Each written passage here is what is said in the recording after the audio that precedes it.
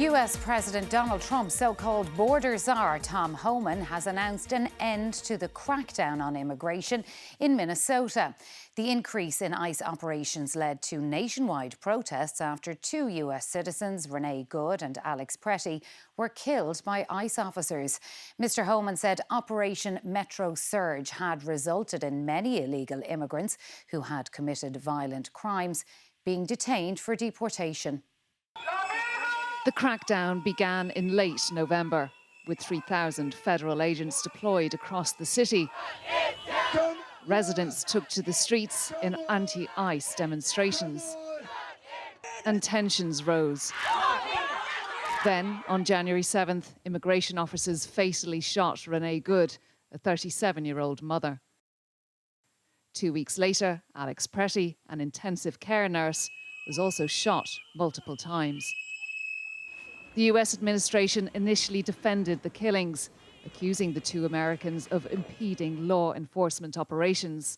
When you perpetuate violence against a government because of ideological reasons and for reasons to resist and perpetuate violence, that is the definition of domestic terrorism. But pressure grew on the administration, with some Republican lawmakers even criticizing the crackdown.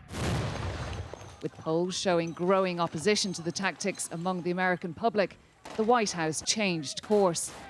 By the end of January, Gregory Bavino, the Border Patrol chief leading the Minneapolis operation, was out, and Tom Homan, the White House border czar, was sent in. This morning came this announcement.